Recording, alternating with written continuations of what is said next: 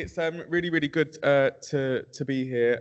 Thank you, and thank you for inviting me down to talk about this subject. To me, it's such an important subject and one that I deal with basically on a daily basis and have done for the last 3.5 years since I started campaigning, even before then through lived experience. And that's where I'm going to start with lived experience. I myself have lived in temporary accommodation, but before that, we found ourselves homeless, me and my family. In year 8, I remember a time where we were moving from hostel to hostel. And I remember when it was because that winter was freezing. And I remember what it was like having to travel after school, our shoes completely soaked, freezing cold, having to find temporary accommodation or go down to the local authority, our local council, and sit there in hope that they would provide us with some sort of temporary accommodation. And in the beginning, they didn't. And again, this was back when I was about 12, 13 years old. I'm now 26 and things are far worse now. So our only option at the time was to sneak into the storage unit where our stuff was being stored and sleep on top of furniture. And then the next day, wear our same uniform and go into school and pretend like things were normal and things were fine. Obviously, don't tell our teachers out of fear that social services would get involved and our parents would be blamed. And like I said, things are far worse now than they were for me about 12, 13 years ago. And I'm sure young kids are going through a lot worse. Actually, I'm not just sure, I see it. I see it and I speak to these people. When I was 17, we were then made homeless again.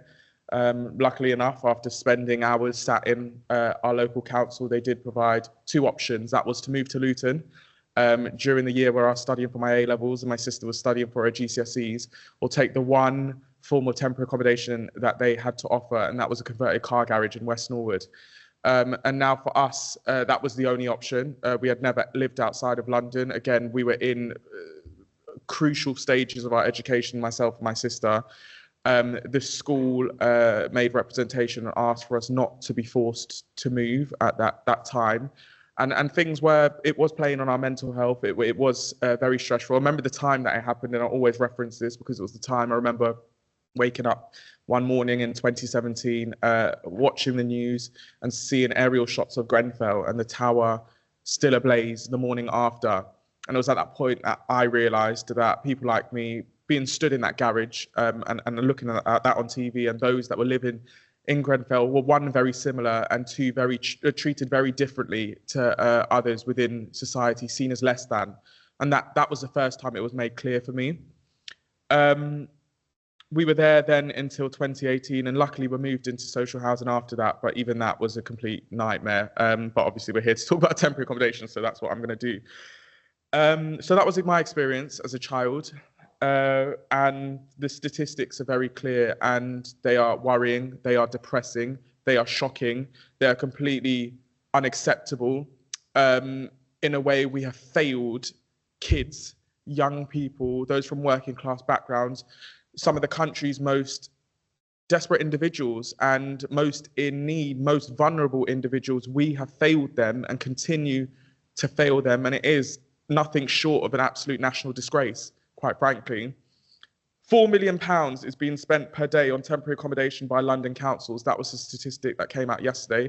£4 million a day, just by London councils. In the last 8 months, spending has increased by around £30 million per month, from 90 million a month on temporary accommodation costs in London alone to 120 million per month by London councils. What that means is it's predicted that London councils alone will spend around £1.5 billion in the next year on temporary accommodation, on a plaster fix for a much bigger issue. And often, like my experience, that temporary accommodation is slum-like. And in many of those cases, it's young kids having to live in those conditions. In fact, I can't remember a time where I haven't been into temporary accommodation where a child hasn't been in there. And I've been doing this for 3.5 years. I've spoken to thousands of people up and down the country, those living in permanent social housing and those living in temporary accommodation. And I can tell you, in terms of the temporary accommodation, I cannot remember a time where there was only an adult in there and there wasn't a child in there too. As we know, 151,000 plus homeless kids exist in England alone. That's enough homeless kids to fill the O2 Arena more than 7 times over. That's 5,000 plus classrooms full of kids that don't have a place to call home after school. That alone is shocking. It is shameful. It should not be the case in one of the world's richest economies, the fifth richest economy in the world, yet this is what we are subjecting young, vulnerable kids, often from disadvantaged backgrounds, to. Keir Starmer, in his Labour conference speech, which I was glad about, mentioned the need to protect victims of domestic violence and veterans from homelessness, which is absolutely right, because I've seen those groups and other groups treated absolutely horrifically within social housing and also when they are homeless. But what there wasn't mention of is kids. And in all of these cases that I talk about, in terms of going into temporary accommodation, often slum-like conditions, overcrowded, kids having to share beds with their parents, kids without hot water, kids unable to shower before they go to school because of a lack of facilities. It all involves kids, yet they haven't been mentioned. And like I said, 151,000 plus homeless kids. That's the highest that we've ever had on record. So they need to be a group that is prioritized by government. Often they are the ones not listened to. Often they are the ones that are forced to put up and shut up. They don't have an alternative. They have to live in whatever accommodation they are provided with or their parents are provided with. They don't have a say, and often they have to go to school and suffer in silence, unfortunately. And that is why they deserve protection. That is why they should be treated as a priority. That is why they should be treated like any other human being in the country and their needs satisfied just like any of us. In terms of stories, I wanted to share two cases of families that I had visited in temporary accommodation. For anyone that follows me, you'll probably know of this first one because it only happened about 2 weeks ago. And I shared a case where a member of staff from a school had reached out to a friend of mine. And before I started campaigning, I was working in a secondary school. So they reached out to a friend of mine who then reached out to me, and they were asking to help this family. And I didn't know how bad things was. So we went down to visit mum, and her son wasn't at school. He's 11 years old, just started year 7. And we went in, and essentially all they had was a room for each other, and they were sharing a bed together, mum and her 11-year-old son. Downstairs, he was the only child in the property. Downstairs, there was adult men who I was told engaged in taking drugs and had alcohol addictions and various other addictions. And they were placed in that accommodation by the council who owned that temporary accommodation. As I said, they were sharing a bed together. They had a sink in their room. They had 2 fridges, they had a kettle, and they had a microwave in there. Unfortunately, the sink didn't run with water, hot water or cold water. Mum would have to fetch buckets of water and leave it in their room. Unfortunately, what that meant is also the toilet didn't fill up with water either. So they were having to defecate in bags and wee in bottles and throw them out. And that was going on for about 2 years. And that isn't the first time that I've heard that in temporary accommodation or permanent social housing. There's been people with disabilities having to do the same. In one case for 10 months. Her son couldn't shower before going to school. He had a rag on the radiator and he was using that. And what had happened was the school had got involved, told the council went down, said they had fixed the issue. I went down, they hadn't fixed the issue. And actually, in fact, the water still wasn't running.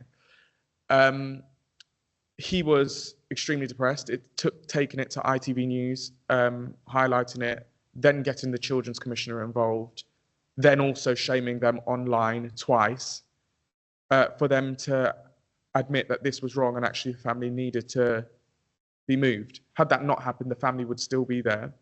As of yesterday, they've been offered alternative temporary accommodation, which is suitable, meaning her and her son isn't having to share a bed together. They're not having to defecate in bags and wee in bottles and throw them out. They have running water to shower with, but the reality is that wouldn't have been the case had it not been exposed in the way that it had. And there are many a kid living in similar situations, subject to the same conditions, not just in London, but beyond, unfortunately. At the moment, I have around 50,000 emails sat in my emails, It's sat in my Gmail, and many of those will be from families living in identical situations, poor conditions, those that are homeless, veterans, victims of domestic violence, kids, those living in temporary accommodations, those having to live in cars, those having to live on the street. You name it, the list goes on. That is how dire. It's the biggest crisis this country faces at the moment. And I will explain why I say that later on. There was another situation, another family I'd visited in West Norwood recently, probably about 2 months ago. Luckily, that family was moved in the end too. I went into that property. There were about 4 kids there. One child was below the age, the child was about 4 weeks old. And in some rooms, there wasn't working lights. There was exposed cables whilst these kids were running around, electrical cables. They had to put, and you guys will know what I mean in terms of in nurseries, they have those like puzzle piece foam mats things. They had to put those in their hallway because they had had a flood. And what that meant was silverfish were now existing on the floor under those mats, and the kids were having to run around in that property. Because of the leak, their bathroom had fallen to bits, tiles had fallen off of the walls, a contractor was sent in and duct taped bin liners over where the tiles had fallen off as a solution to dealing with it. What made things worse was Granddad was also living there. He was in a cramped room. It was the box room. You could just fit a single bed in there. That was it, nothing else. And he has 2 types of stage 4 cancer, including prostate cancer. And in fact, district nurses were having to come in to drain him of fluid on a daily basis. They had been complaining. They had been ignored. Again, it took going to social media to expose that before that situation was dealt with. Again, a situation where kids were having to live in those conditions, a newborn baby. And like I said, there are many, I could be here all day talking about examples of this, examples that I've seen. I wouldn't even say those are the most horrific that I've seen. There's ones that are far worse than that, where people have died as a result of the conditions they have been left to live in. Housing, health, and education. When I say that housing is the biggest crisis that this country faces at the moment, I say that because it is an issue. It's not just an isolated, standalone issue. It affects all other areas of an individual's life. Maslow's basic hierarchy of needs states that shelter is something we all need in order to function as human beings, in order to prosper, take advantage of opportunities. But for far too many people, we know they don't have that. 1.3 million people waiting to get into social housing, 151,000 homeless kids don't have the basic that they need and fundamental to progress in life. And that is a failure. Not only that, housing and poor housing impacts an individual's health. And it does impact the NHS and the health service. I think it was in January, the National Health Service bosses, there was a few individuals that came out and said, the government cannot claim to fix the NHS crisis if they don't first and foremost tackle and deal with the housing crisis. Last year, £1.4 billion was spent looking after the NHS having to look after individuals as a result of living in poor conditions. £38 million of NHS money was spent on treating those living in homes that were filled with damp and mold, and they had developed adverse health conditions like asthma as a result of that. In terms of education, housing also impacts a child's education. If you're stuck in a hotel, if you're moving from temporary accommodation to temporary accommodation every 28 days, if you're living in London and then told to pack up your stuff and move to Leeds with your family in between primary or secondary school, and you're already from a disadvantaged background, how can we expect you as a child to prosper and succeed in education if that is the case? If you don't have somewhere to do homework, if you're having to go back and sleep on top of furniture in a storage unit after school because you don't have a place to call home, if you're having to live in substandard temporary accommodation or substandard social housing, if you're having to take on the stresses of your parents as a result of having to bring their child up in those sorts of conditions, how can you be expected to focus on education? And then you go into school and you're blamed for being erratic, you're blamed for falling asleep in lessons, when in fact you've had to travel 2 hours in order to just get into school. And then you're going to have to do the same to get home or get back to where it is that you're staying or temporary accommodation after school. This is the reality for so many kids. and they are being failed, and they are going to fail through no fault of their own. They are being set up for failure because they don't have that basic need of shelter and a place to call home, somewhere that is decent, somewhere that is safe. And that is why I say it is the biggest crisis that this country faces. And when it comes to politics, unfortunately, housing hasn't been one of those election after the election. It hasn't been one of those priority things that is focused on. It hasn't been one of those sort of policy winning areas that they lead a campaign or lead an election on. But the reality is every single one of us needs a place to call home, whether you're sleeping on the streets currently or whether you own a 5-bedroom house. Housing affects all of us. And that is why it should be seen as a priority. And I've already explained how it affects other areas of society and social issues, and how we have to tackle that first before we can tackle loads of other issues. It's a complete domino effect. So that is why I say it needs to be a priority of government, and that includes temporary accommodation, because that is a very and extremely acute area of where individuals' lives, kids' lives, and health and safety are constantly being put at risk.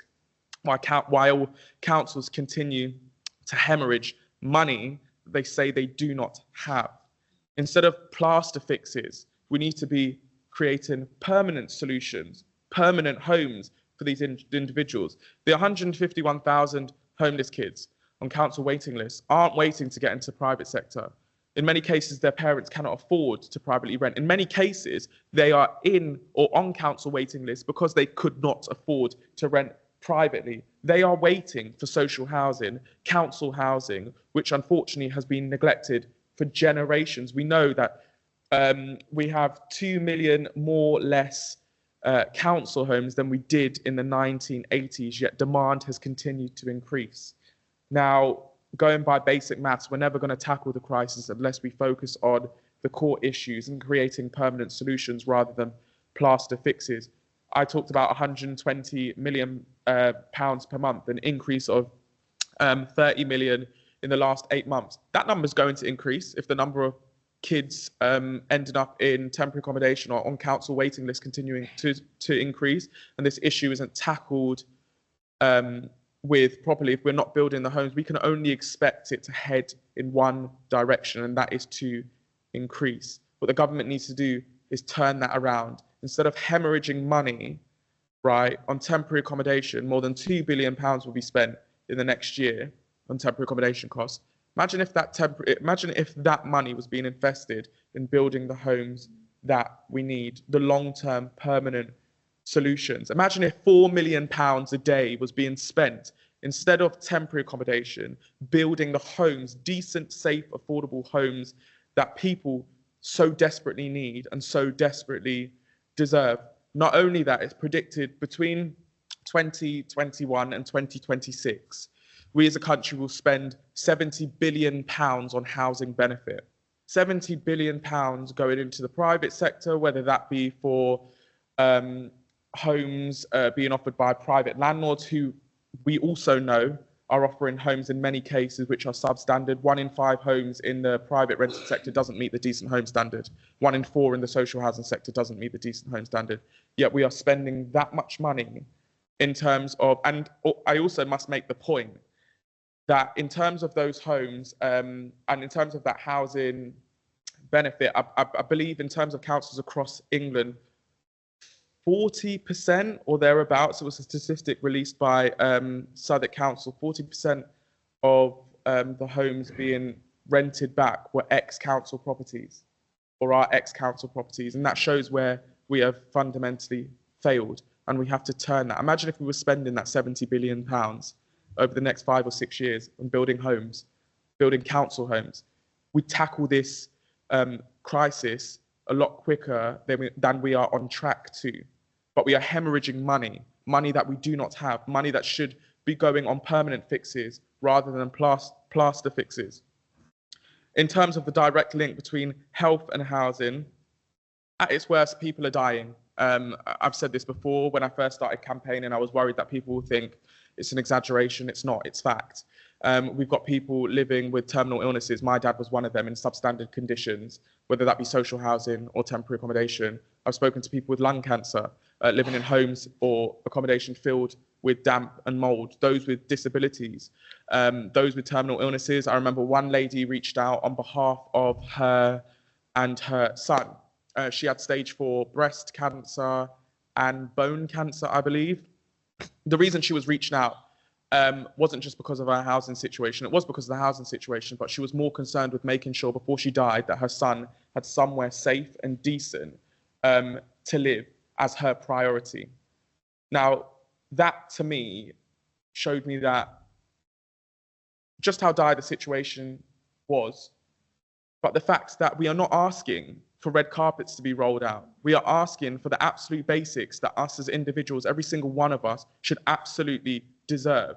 It should horrify anyone. That story should horrify absolutely anyone, because we would think in today's day and age that we would treat people with compassion, respect, human decency, but far too often that is not happening.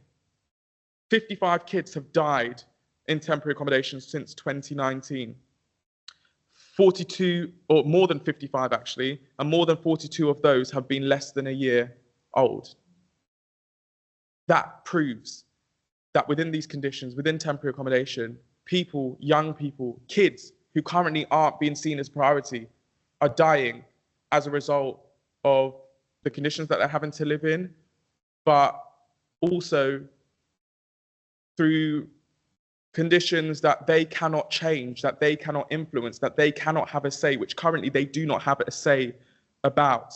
And that is why we have to change things and prioritize their health and safety above all else. And I'm sure later on, I know Daniel Hewitt's here, I know Vicky Spratt is going to be here, I know Michael Buchanan's also going to be here, and they are individuals that I've worked with individually since I started campaigning. They know just how dire this situation is. They've seen it firsthand. They've been into the homes. They've heard the horrific stories, the horrific cases, just as I have. And I'm sure what they will say is it's happening far too often than it should be, far too often than people actually realise. In the cab on the way here, I received emails from families, even this morning, in diabolical conditions. One lady who emailed this morning said how she's disabled, she's living on the 3rd floor. Her lift has been broken for a week. Back in June, it was broken for a month. She's having to go up and down the stairs on her backside, carrying her wheelchair on a daily basis to get in and out of her home. That's the reality of what I am seeing. That is the reality of what is going on. That is the reality of this housing crisis. And that is why it is the biggest crisis that this country faces at the moment. That is why we have to tackle the issue of temporary accommodation. Temporary accommodation is just like food banks. We shouldn't have it. We shouldn't have to depend on it. That's how I see it. Temporary accommodation in the housing sector, we shouldn't need to depend on. Everyone should have access to a decent, safe, stable, and permanent home. And that is what we need to work towards. We shouldn't have to say we need more temporary accommodation. We should have to say, in fact, we're going to build more homes that are permanent. We shouldn't have to say that we need more food banks.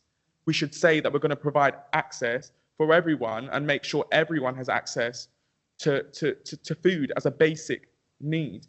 And that is the mind frame that we have to have when talking about these issues.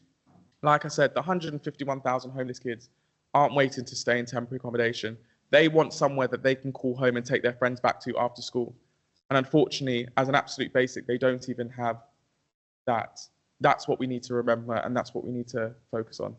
Thank you.